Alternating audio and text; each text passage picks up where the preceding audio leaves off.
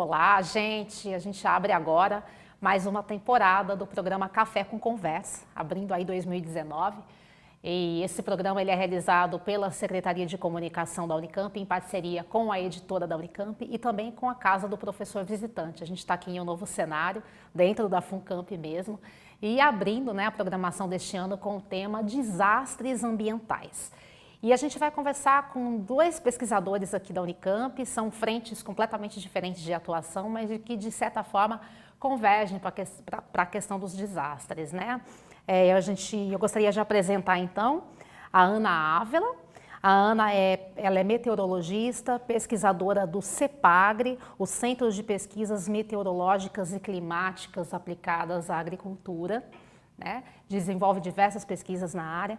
E também o professor Jefferson Picanso, geólogo, professor do Instituto de Geociências da Unicamp.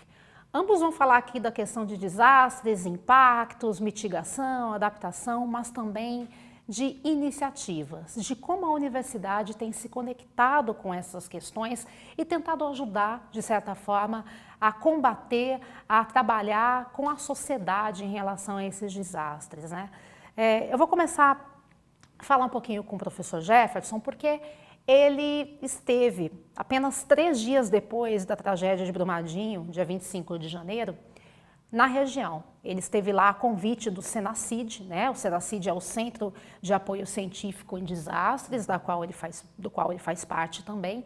Ele participou de uma missão científica ali e depois disso montou um grupo de pesquisa específico na área, multidisciplinar, lotado de pessoas aqui dentro da universidade. A gente registrou esse momento e eu queria falar um pouquinho com ele, Primeiro abrir o programa para contar um pouco dessa experiência, professor, e o que esse grupo de pesquisa tem feito na área. Bom, para historiar, dar o contexto, o grupo de pesquisa ele nasceu depois que eu vim de Brumadinho. Eu fui falar com o professor Marcelo, o reitor da Unicamp, e na conversa com o professor Marcelo surgiu a ideia da conversa da gente procurar fazer um grupo que pudesse reunir a expertise que a Unicamp tem, todo o grupo de pesquisadores que estão aqui, ou que estão aqui ao nosso redor, para que a gente pudesse fazer uma contribuição da universidade, da academia, vamos dizer assim, e que pudesse assim, não ser somente uma contribuição científica, mas que ela também tivesse um auxílio, alguma coisa que pudesse auxiliar na mitigação dos danos desse desastre. Ou seja, seria um relacionamento maior com a sociedade, com o governo, Isso. Com as instâncias de investigação? A ideia é conversar com a maior parte dos atores que estão envolvidos aí, a população, a população de Brumadinho, os funcionários da Vale, a população que habita em toda a região ali do Córrego do Feijão, as ONGs, as entidades do governo de Minas, do governo federal que estiveram lá, que estão trabalhando lá ainda, e para que a gente possa, de uma maneira complementar, a gente não vai fazer nada a mais do que eles vêm fazendo, mas a gente vai complementar, porque chega um ponto que o corpo técnico não consegue mais responder algumas questões que nós podemos. Então a gente vai tentar realizar essa conversa, que é um diálogo difícil, mas acho que está sendo bem, pela resposta que a gente está tendo da comunidade, etc. Está sendo desafiador, está sendo muito, muito interessante da gente trabalhar e fazer Trabalhar isso. junto, Atualizando os dados aí de Brumadinho, Hoje foi encontrado mais um corpo, Hoje, dia 20 de março, data da gravação do programa. Então, a gente tem aí 100 desaparecidos e 208 mortos nem 2 meses depois do que aconteceu, E pouco, em 3 anos, menos de 3 anos, a tragédia de Mariana ali, que é inesquecível, está aí entre as principais tragédias do mundo, do país, enfim. Esse grupo já está caminhando, professor, as ações, pensando em todos esses acontecimentos, esses impactos, já há eventos previstos, encontros, enfim, está caminhando, A gente já montou aí, vão ter algumas atividades agora que são previstos agora para o primeiro semestre e para o segundo semestre. Amanhã vai haver uma reunião lá na Geociência, no Instituto, para a gente começar a planejar uma reunião grande que a gente vai pretende fazer agora no comecinho de abril. E essa reunião vai ser para começar a colocar os diferentes grupos, né, diferentes pacotes, né, de pesquisa em funcionamento. Então, por exemplo, o pessoal que trabalha mais com a parte do meio físico, o pessoal que trabalha mais com lei, o pessoal que trabalha mais com sociedade, para eles começarem a conversar e aí começarem a elaborar as questões que a gente vai ter que e conversando, é claro, com os colegas de Minas Gerais, com a população local e tudo isso, né? Ok. Vou falar com a professora Ana, eu estava brincando aqui antes da gente gravar o programa, começar a gravar nos bastidores, que eu ia fazer uma pergunta para ela, que é por que sempre chove tão forte no final do dia aqui em Campinas, na hora que eu vou justamente buscar minha filha na escola, né? Eu estava brincando, mas eu acho que há coisas muito mais sérias do que isso, como, por exemplo, o ciclone que acabou de passar pela África e que atingiu 2 milhões de pessoas e arrasou Moçambique, enfim, outros países ali, e tá, assim, milhares de mortos. Então, eu acho que a gente tem que entrar nessas questões, né, Ana? O que acontece, né? Esses desastres que a gente chama aí de desastres naturais, a gente sabe que não são tão naturais assim. E que a gente percebe que falta bastante preparo, bastante planejamento para a gente lidar com esses eventos chamados extremos, que é justamente a tua área de atuação, né? Sim, exatamente, Luiz, é uma questão paralela que ocorre, né? A gente tem a frequência de ocorrência desses eventos intensos e a forma de vida, como a população se organiza e se organizou ao longo dos anos, né? Então a gente tinha há poucos anos atrás, a maioria das pessoas viviam em áreas rurais, né? E hoje praticamente 80% da população vive em regiões urbanas. Então elas se organizaram dessa forma e a sociedade vem se organizando assim, sem planejamento. Então, assim, o impacto, por exemplo, de uma chuva intensa, de um vento, de algum fator, né, que possa ocorrer, ele vai ter um impacto diferente dependendo da região que ele ocorrer. Então, aqui no nosso país, né, no Brasil, nós estamos ainda engatinhando nessa questão da meteorologia, da previsão, da mitigação dos eventos. Porque a gente não tem, o nosso país ele não tem por tradição esse tipo de situação, né, dos eventos intensos. Tornados, furacões, por exemplo, nos Estados Unidos, eles têm um centro que trabalha com isso, que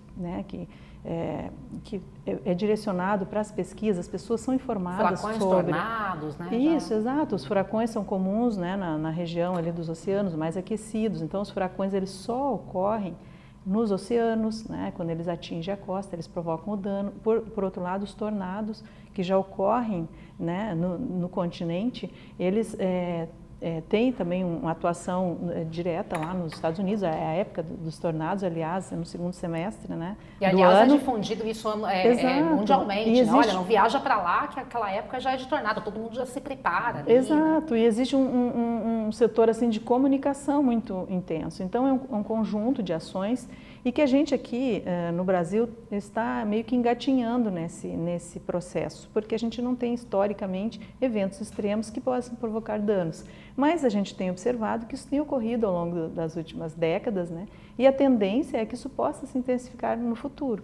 Então, é uma forma da gente divulgar as informações, né? E a gente encontra também um pouco de desafio, porque as pessoas elas têm uma certa até resistência e até falta de informação mesmo. Então, essa questão da comunicação, da divulgação, ela é fundamental para que a gente trabalhe na informação. Então, quando a gente fala, olha, hoje tem uma possibilidade de chuvas intensas, as pessoas já entram em pânico, mas na verdade isso é uma questão que a gente vai trabalhando aos poucos, uma questão meio que cultural. Então, assim, é uma interdisciplinaridade mesmo, né? E a questão da previsão, que a gente ainda também precisa melhorar um pouco mais, é essa questão da previsão de tempo em curto prazo, que ela é totalmente diferente dessa previsão que a gente está acostumado. Muito bem.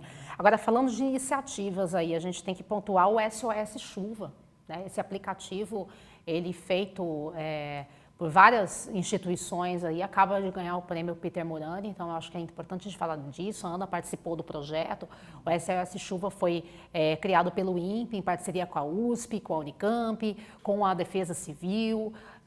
Tem mais alguém envolvido na criação do SOS Chuva? Eu acho que eu citei todas as instituições. É o Unesp, o USP, são todas as universidades estaduais e o INPE que coordena. Isso, exatamente, com o apoio da FAPESP, né, Ana? Isso.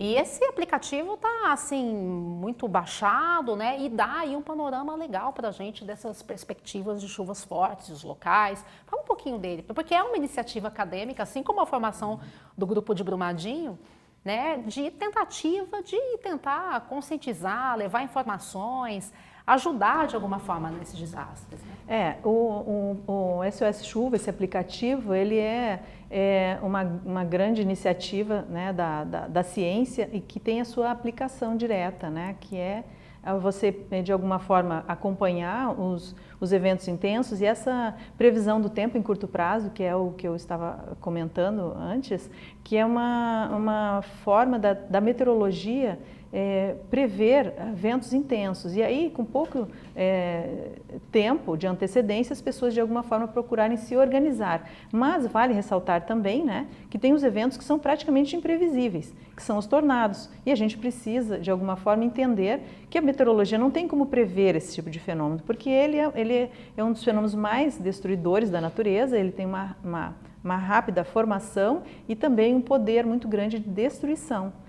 Então, assim, a gente tenta, de alguma forma, criar mecanismos de prever, criar alguns índices onde a gente possa entender um pouco mais o risco de formação de algum evento intenso, de forma que as pessoas possam receber essas informações.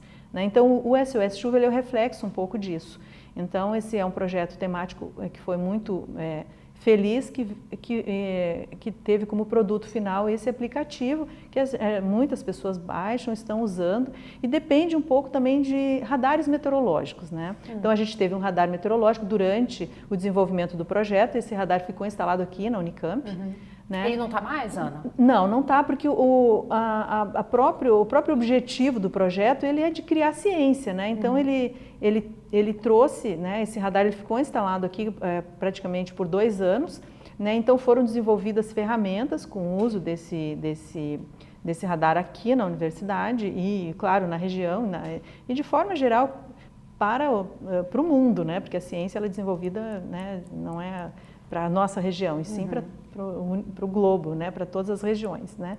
Mas ele teve um impacto muito importante aqui para a nossa região e agora a gente tem, inclusive isso meio que assim, mobilizou a região por parte dos prefeitos com apoio muito grande para que a gente possa ter então um radar em definitivo aqui, que são ferramentas importantes que a gente pode criar mecanismos aqui para a nossa região. No meio do caos aí, algumas boas notícias. Né? Então, exato, e a gente está ainda meio que aguardando algumas definições, mas esse projeto, assim, ele já tem um bom andamento, um apoio financeiro, né, porque é um equipamento importado, né, então a gente precisa de verba, precisa de gente, né, porque a gente tem toda uma proposta de criar esse mecanismo. A gente já tem essa, digamos assim, essa forma aí de já obtida pelos conhecimentos do SOS Chuva e de forma que a gente possa ampliar, porque assim, a gente precisa criar políticas públicas, né?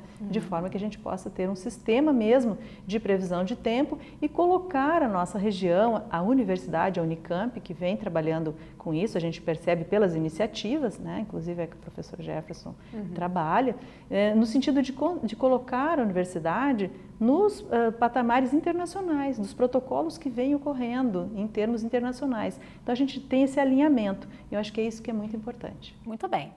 Deixa eu interromper aqui as questões para comentar sobre os livros da editora da Unicamp. A gente não vai falar de nenhum aqui especificamente, mas eu queria, ao longo do programa, a gente está aí exibindo os títulos, né, que estão ligados ao tema de hoje do Café com Conversa. Tem alguns volumes aqui na mesa, onde a gente está conversando, um deles, Capitalismo e Colapso Ambiental, está chegando à sua 3ª edição, né, lançado aí esse mês, na próxima semana, com algumas atualizações de conteúdo. Então, a gente tem aí títulos que você pode pesquisar no site da editora da Unicamp e adquirir, que estão completamente ligados a esses assuntos que a gente está conversando aqui, né? Fazendo essa parte, eu queria voltar um pouquinho para a diferenciação, vamos entrar um pouco na questão de conceitos mesmo, entre desastre natural e desastre tecnológico. Tá? Será que vocês poderiam falar um pouquinho sobre isso, assim, porque a gente fala é natural, mas sempre tem uma ação humana, sempre tem tecnológico, mas aquilo já era esperado, houve negligência, não houve negligência. Vamos entrar um pouquinho nesse debate, gente? Houve um momento, quando se começou a trabalhar com isso, que se chamava esses desastres de naturais para diferenciar eles dos desastres tecnológicos, como, por exemplo, claramente Mariana e Brumadinho. Mas o que se percebe é que esses desastres são, na verdade, eles só ocorrem onde você tem o ser humano e as suas obras. Se você tiver, por exemplo, um escorregamento, uma inundação numa região que não seja habitada ou que não tenha nenhuma estrada, nenhuma linha de transmissão, nenhum duto passando por lá, isso é um evento natural, como outro qualquer, né? Agora, quando você tem alguma coisa desse tipo, aí você vai ter um desastre, que a gente chama de desastre natural, sabendo que esse desastre ele está condicionado à presença de seres humanos. E outra coisa, né, acho que a Ana também pode ajudar a reforçar isso, o desastre também é construído pela própria sociedade na medida em que ela vai escolhendo onde as pessoas vão ficando. Então, por exemplo, nas cidades, as pessoas com menor recurso, menor poder político em geral, são segregadas para as regiões onde os acidentes acontecem regiões com mais, de maior vulnerabilidade. Mais vulnerabilidade, as regiões de maior risco, etc, etc. Então a gente acaba criando isso, né? Terremoto também, Jefferson? Terremoto é um outro. Terremoto também. Se você comparar o terremoto do Haiti com o terremoto do Chile, para falar de dois recentes aqui perto da gente, o terremoto do Chile foi muito mais violento em termos de energia do que o terremoto do Haiti. Mas no Haiti você teve 300 mil mortes. Né? Por quê? Porque você não tem construções adequadas, você não tem um sistema de emergência adequado, você tem uma série de problemas lá. A vulnerabilidade do Haiti é muito maior que a do Chile, isso que a gente fala. Né? Então, você teve essa diferença em termos de resultados e a tragédia foi muito maior no Haiti, apesar da energia ter sido bem menor. E aí, Ana? Eu acredito, né, exatamente, assim, reforçando essa fala do professor Jefferson com relação à organização das pessoas. E as pessoas também, o nosso país, né, ele tem muita colonização que veio, né, europeia e de alguma forma foram se instalando em áreas próximas aos rios, que é a tradição, onde a gente consegue o desenvolvimento da agricultura. Então as pessoas elas foram se organizando até para poder ter o recurso hídrico, né? Então elas foram se organizando ao longo dos rios, ao longo dos rios, das encostas, né? E com isso a gente percebe claramente que não existia essa preocupação, digamos assim, com o futuro. Né? Então, assim, uma falta de planejamento. Então, as cidades, elas foram, de alguma forma, ocupando essas áreas e canalizando os rios, né? Então, isso expõe a um risco muito grande. Então, a chuva vem e aí a gente culpa São Pedro, né? Então, São Pedro, ele é o responsável, né? Se chove muito, então teve um impacto, né, dessas pessoas que sofrem mais. E por outro lado, também a falta de chuva também é um problema, né? E a gente está falando aqui em chuva, que é a grande responsável, digamos assim, pelos desastres, que são as enchentes, né? As áreas urbanas.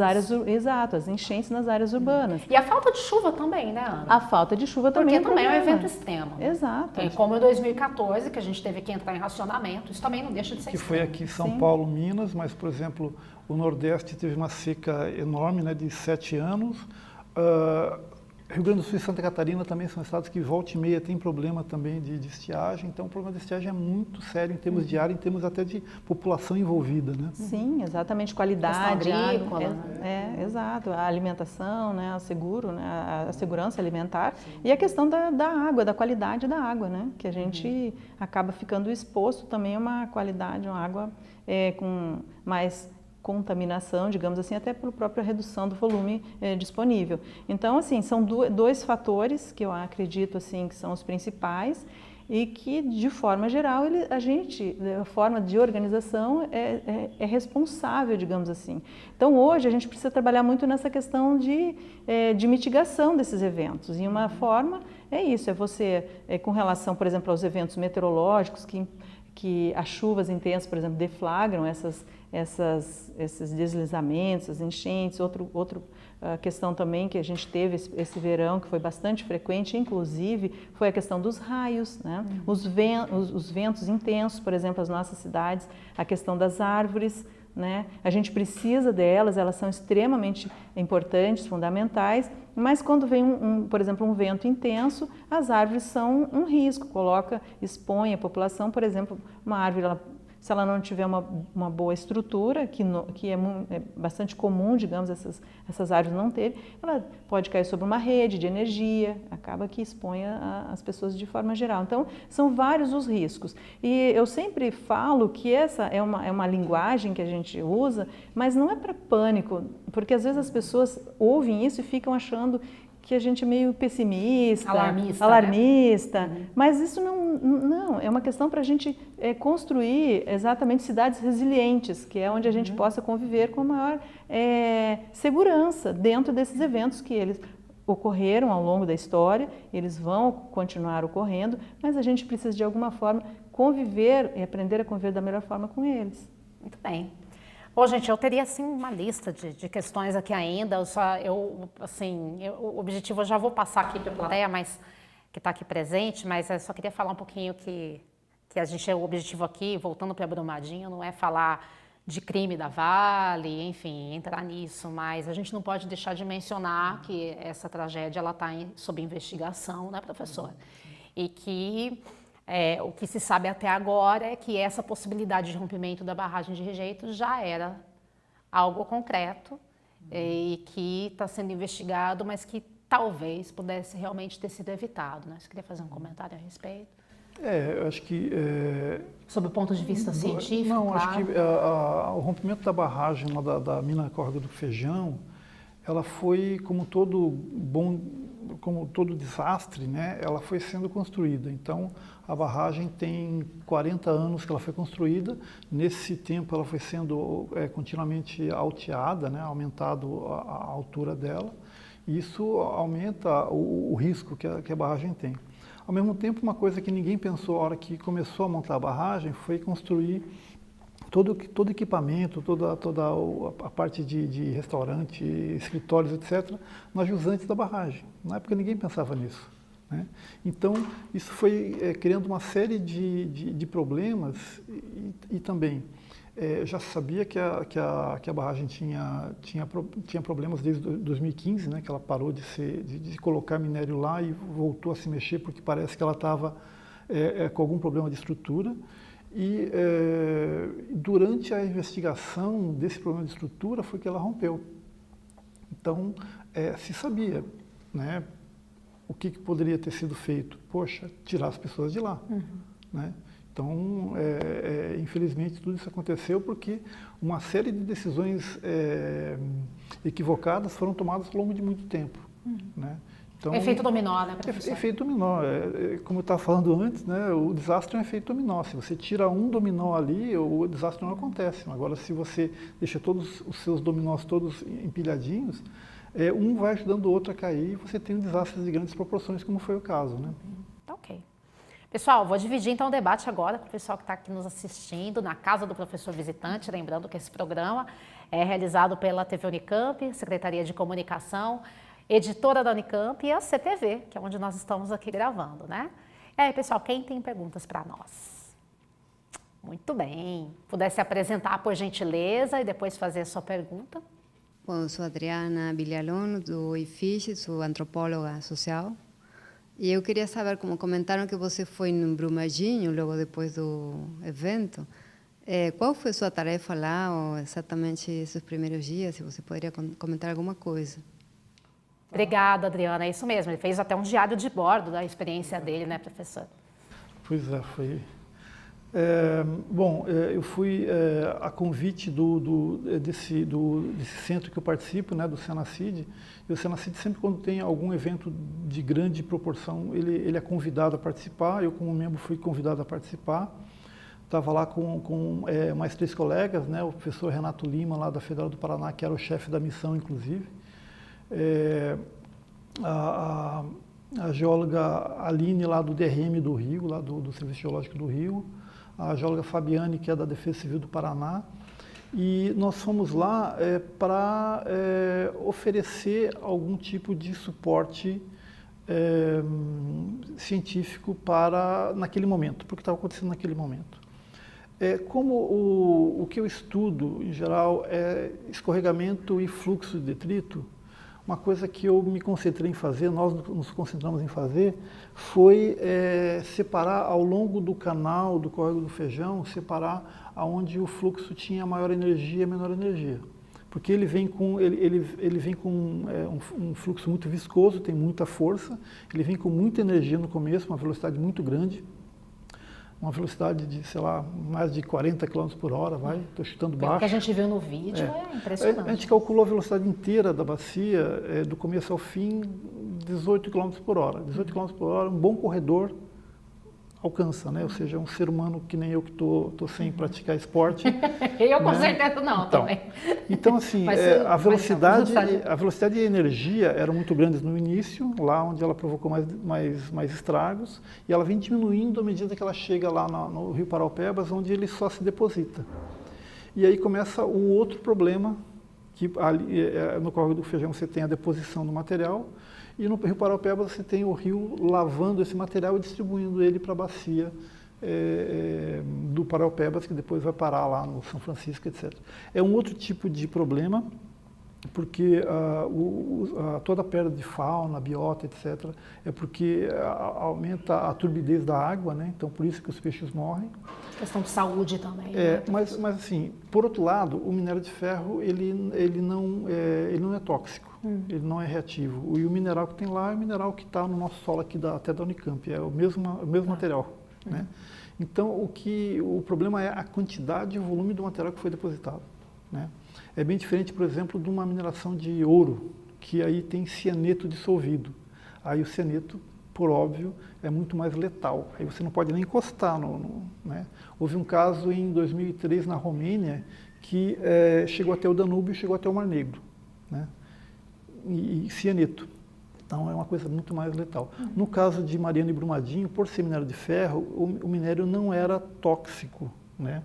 Assim, a esse grau. Então foi um pouquinho mais tranquilo, mas o dano, claro, é evidente para a fauna, para as pessoas que consomem água do rio. Né? Tem uma tribo indígena que tinha lá que está tendo muitos problemas lá de sobrevivência por conta de que a água sujou e era a água que eles usavam. Né? Então uma série... Eu me lembro na entrevista, logo depois que você voltou, você comentou com a gente que você voltou uma outra pessoa, né? Ah, não, a gente volta... A experiência que ele teve, que você teve... que você viu em loco ali, tinha acabado de acontecer. Então você falou que, me lembro desse depoimento, foi bem... A gente volta acelerado. Você falou, nossa, eu voltei totalmente diferente de como eu fui, né? Sim. Foi bem impactante, assim, Sim. eu imagino. Obrigada, Adriana. Mais perguntas, gente? Olá, boa tarde. Eu sou Tanael César, jornalista. Nós percebemos que uma configuração de três setores. Temos a empresa como um agente de mercado, que altera o meio físico, destrói o meio físico. Nós temos o poder público, que, de certa forma, tem que fazer a gestão dessa política e de proteção social e ambiental. E nós temos as universidades e os centros de pesquisa que levantam informações e atualizam informações científicas a respeito do problema. Como se articula esses três setores? Há meios para se fazer isso? Se faz isso? Obrigada, Tanael. Uhum. Bom, para todo, e acho que a Ana também pode contribuir nisso, para todo processo, desastre, qualquer outro processo, o que vai determinar é o que a gente chama de governança. Né? Como é que essas instituições todas que você citou, elas vão se orientar para resolver o problema. Então, por exemplo, no caso de Brumadinho, o que a gente percebeu que era um caso em Minas Gerais e todo o comando da operação estava vinculado com Polícia Civil, Bombeiro, os órgãos de Minas, os órgãos federais eram subordinados e aí tudo se organizava a partir dali, né? Então isso que era assim que era feita a operação de emergência. Estou falando só para emergência, né? Se um caso como esse acontecesse num estado mais fraco politicamente, com certeza a governança estaria pelo governo federal. Ele estaria centralizando tudo isso. Então, nessas emergências é isso que ocorre. Isso que você falou mais abrangente, aí, bom, a gente tem, a nossa sociedade vai ter que conversar um pouquinho mais seriamente sobre o que ela quer, né? Porque claramente o que está aparecendo é que tragédias como Mariana e Brumadinho estão no nível do intolerável, né? A gente tolera a enchente da Marginal Tietê, a gente tolera uma chuva mais forte que aqui na Uruzimbu Maia, aqui no centro de Campinas. Nós toleramos isso, a gente pode conviver com isso, né? Mas tragédias desse tipo a gente não tolera. Então vamos ter que tomar medidas. Quais medidas? Aí cabe ao poder público, a própria Vale ou as outras mineradoras que estão ao redor e principalmente a população afetada, né? Que a gente não fala, mas tem todo o processo de luto, né? Que está envolvido em qualquer acidente. A gente vai em acidentes, por exemplo, em Nova Friburgo, tem gente que perdeu a família inteira e está lá até hoje, lá meio, né?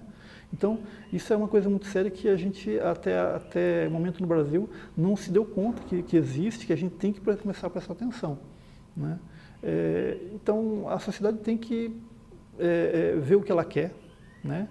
E, a partir daí, a gente tem que negociar qual seria a saída que a gente tem que fazer para isso, né? E nós aqui na universidade vamos procurar, né, dentro das nossas atribuições, fazer com que, da nossa contribuição, fazer com que isso aconteça, né? Você concorda, Ana? Você vai nessa linha também, né? Eu acho que é super importante, é fundamental, eu acho que a gente não tem mais como fugir dessa linha mesmo de atuação. Acho que a universidade, com todo esse conhecimento, ela pode criar mecanismos, tanto no sentido de prevenir, né, da prevenção, da previsão, que é mais a minha área, né? Eu trabalho na previsão, aí depois que ocorre o desastre, aí você tem os meios, né, para que isso, digamos assim, as formas de atuação, de como reagir a esse evento. Então a gente procura, de alguma forma, prever, né, na previsão do tempo, né, que é a meteorologia, mas assim, então você na academia, você desenvolve a ciência e isso é uma forma interdisciplinar de você atuar em todas as linhas, né? Agora mesmo o professor Jefferson acabou de falar uma coisa super importante, que a gente muitas vezes passa sem perceber, que essas pessoas, elas precisam de alguma forma receber uma orientação, e isso passa por psicólogos, psiquiatras, enfim, porque agora a gente fala todo esse evento, mas o que a gente não pode é acostumar com esse tipo de situação.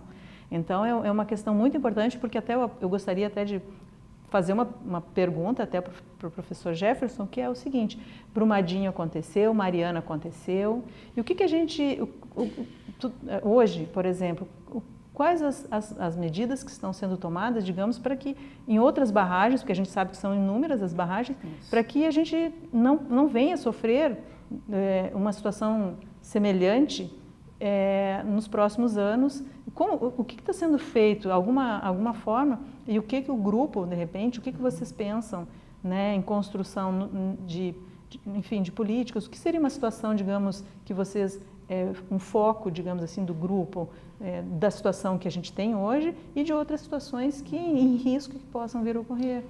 Deixa eu só fazer um adendo nessa pergunta da Ana, né? A gente já está caminhando aí para o fim do programa. A mídia tem falado bastante dessa questão dessas outras barragens que estão aí com perigo de romper, né? Eu vi, acho que foi anteontem, uma reportagem sobre Caldas, sobre a cidade de Caldas.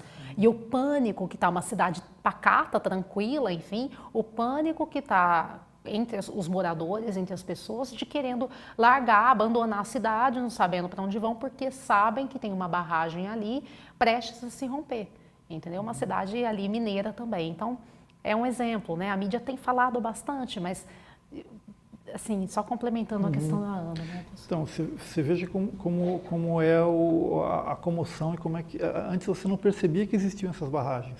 Agora todo mundo sabe que existe. Sim. Né? E mesmo as barragens... Fenômeno midiático também, e não tem como falar que não sim, é, né? Sim, claro. E mesmo as barragens que não são de rejeito, as pessoas estão olhando, nossa, tem uma barragem, isso aqui. Então, as barragens entraram no radar das pessoas e as pessoas estão se preocupando com isso. Eu acho isso muito bom porque essa comoção pode nos levar a ter soluções para esse problema. Não sei quais vão ser, eu não sei o que o grupo vai apontar, porque isso aí é um processo ainda, né? Mas talvez com certeza, de repente maior pressão, né, nessa questão sim, do poder público e tal, dessa articulação. Com certeza, as coisas só se resolvem quando você tem uma concertação, um acordo, né? Que pegue a população e o governo e isso se alinhe. Né? Isso é muito difícil acontecer, mas é isso que tem que se fazer. Porque, em geral, no Brasil a gente faz, e inclusive nós técnicos, a gente é muito autoritário. A gente chega nas pessoas, na casa das pessoas, dizendo, você tem que sair daí. Como assim tem que sair daí? Né? Ele não confia em você. E você não faz nenhuma força para ser confiável para a pessoa. É interessante essa se está na área de risco. Não é. E a gente acaba sendo mal visto porque a gente está ali fazendo um trabalho para ajudar as pessoas. Mas por quê? Porque a gente também tem essa tradição de fazer as coisas de cima para baixo. Né? Eu acho que a gente inverter essa equação seria uma coisa interessante para a gente fazer, inclusive para esse processo lá de... uma resposta que o grupo poderia dar, o que eu penso, né? Eu acho que seria uma coisa desse tipo. Né? Muito bem. Mais perguntas, gente? Vamos lá, para a gente fechar? Márcia? Tem uma pergunta para os dois, retomando um pouco algumas das falas que foram feitas. A Ana disse, num certo momento, que na criação das nossas cidades, que tem uma matriz europeia, elas se dispuseram ao longo dos rios, e isso deixa essas cidades mais vulneráveis. E não pensaram no futuro, o que aconteceria depois. Então, a minha pergunta é, agora a gente está pensando no futuro? E o que a gente pode fazer para que a gente não seja tão imprevidente como os nossos antepassados? O Jefferson também comentou o que a nossa sociedade quer, o que a nossa sociedade está disposta a tolerar, até onde a gente pode ir. E você disse, essas respostas têm que ser construídas em conjunto, não é a universidade de cima para baixo que vai dizer, olha, vai ser assim, assim, assim. Mas qual é a ideia de vocês de como a sociedade pode se exprimir, como isso pode ser organizado, como a universidade pode canalizar essa discussão, ou se vocês acham que ela deve ser feita em outro lugar? E uma última pergunta, retomando o título do livro que está sendo relançado agora, Capitalismo e Colapso Ambiental. Como a gente pode conciliar desenvolvimento econômico e preservação ambiental? Fechando com chave de ouro, hein, pessoal? Ah lá. Quem que vai começar? Jefferson vai começar? A Ana? Bom, vou começar então. Então, essa equação do desenvolvimento sustentável, né, é uma equação capenga. Desde que a coisa foi formulada lá nos anos 80, o relatório Brundtland, etc., existia uma promessa que, olha, a gente pode se desenvolver e pode, ao mesmo tempo, poupar e preservar o meio ambiente, etc. Né? Mas eu, sinceramente, não vi nada até agora que tenha nos oferecido que fosse efetivo. Né? O que a gente tem visto é que a gente está pegando cada vez mais das futuras gerações, não menos. Né? A gente está deixando cada vez mais água suja, né, deixando essas bombas ambientais todas aí que a gente está deixando para as futuras gerações resolverem. Né? E a geração dos meus filhos e meus netos vai ter que, né, resolver esse problema. Então, eu sou um pouco cético com essa questão de desenvolvimento sustentável. Né? Agora, mas ao mesmo tempo, o copo meio cheio, né? Se a gente começa a inverter essa equação e fazer o que as pessoas querem em termos da vida delas, da qualidade de vida, de saúde, de trabalho, etc. E a partir daí a gente gerar um pacto que repactue, né, essas coisas, aí eu acho que a gente começa a ter uma saída. Ana? Com relação a esses eventos, essa forma, né, que as pessoas, né, se organizaram nesses grandes centros urbanos e que a gente percebe assim nas últimas décadas esse aumento, né, dessa forma de viver das pessoas e essa mudança de uso e ocupação do solo, né, e aí esse impacto que o ser humano ele é capaz de provocar, sim, né, quando a gente fala que o ser humano, os céticos às mudanças climáticas, por exemplo, eles são totalmente contrários a essa linguagem, né, de que nós temos um efeito sobre a questão das mudanças climáticas, né, e não é bem assim. Né? A gente tem sim, quando a gente fala, por exemplo, nessa situação de urbanização, que é uma questão que a gente traz à tona agora por conta desses eventos e etc e tal, mas isso vai desde dos combustíveis fósseis e etc e tal, que impactam aí nos gases de efeito estufa e que vão trazer aí um impacto, um aumento da frequência desses eventos extremos quando a gente fala que o planeta tende a aquecer e com isso a gente tem uma equação aí que indica que os eventos tendem a se tornar mais intensos e mais frequentes. Quando as secas, as estiagens, a falta de chuva em períodos mais prolongados e, por outro lado, as chuvas volumosas, concentradas em curto espaço de tempo. Isso que a gente acredita, né? Os modelos todos indicam que isso vai acontecer mais frequentemente no futuro. Então, o que já foi feito não tem como, né? As pessoas já estão organizadas dessa forma, mas eu acredito que as pessoas também elas nunca pararam para pensar e receber esse tipo de informação, e se preocupar com esse tipo de fenômeno. E eu acredito que essa forma das pessoas terem o conhecimento, conhecerem a sua região, saber como elas podem agir diante desses eventos, eu acho que isso já passa a ser uma coisa muito importante, essa questão das políticas públicas que também os tomadores de decisão eles precisam de alguma forma assumir a responsabilidade e investir, um investimento financeiro com relação a isso, com relação às pesquisas e com relação à forma de adaptação que essas pessoas possam. Ambiental, né? O letramento ambiental das pessoas. Sim, né? exatamente, onde elas possam ter essa informação e as políticas públicas onde a gente possa, por exemplo, evitar algumas vias públicas em situações, por exemplo, diante de alguns eventos onde eles possam ocorrer. Você ter essa informação e você respeitar. E a ciência também, de alguma forma, crescer mais as suas respostas mais confiáveis, de forma que o cientista ele passe a ter uma atuação na ciência, na academia, e aí a parte da extensão possa, de alguma forma, atuar mais diretamente. E esse é um conjunto de ações e eu acredito, sim, que isso possa trazer, e isso, na verdade, vai ter que acontecer. Não tem como. A gente vai chegar num limite que, assim, não dá mais, a gente não vai suportar, porque assim, esse verão, por exemplo, aqui no estado de São Paulo, a gente teve na capital, a grande metrópole, a gente sabe que isso é inviável. A gente está muito próximo aqui, a gente sabe que isso acontece. Então, assim, a gente precisa de alguma forma saber. E, por exemplo, esse aplicativo SOS Chuva, né? Imagina você, no seu Waze, você saber que você deve evitar, que você não pode, por exemplo, se deslocar numa determinada região porque ela está com risco. Então, assim, você passa a evitar esse tipo de situação, esse tipo de risco. É a questão da adaptação. Da adaptação, exato. Pessoal, muito obrigada, viu, pela presença, obrigada a vocês também, muito pela presença. A gente está aqui fechando o primeiro programa de 2019 do Café com Conversa. A gente falou com a Ana Ávila, nossa meteorologista do CEPAGRE, também com o professor Jefferson Picanso, do Instituto de Geociências. E o tema foi desastres ambientais. Vocês podem também enviar sugestões para o nosso programa, que é produzido pela SEC, Secretaria de Comunicação, editora da Unicamp e também Casa do Professor Visitante. Muito obrigada a todos vocês e até mais.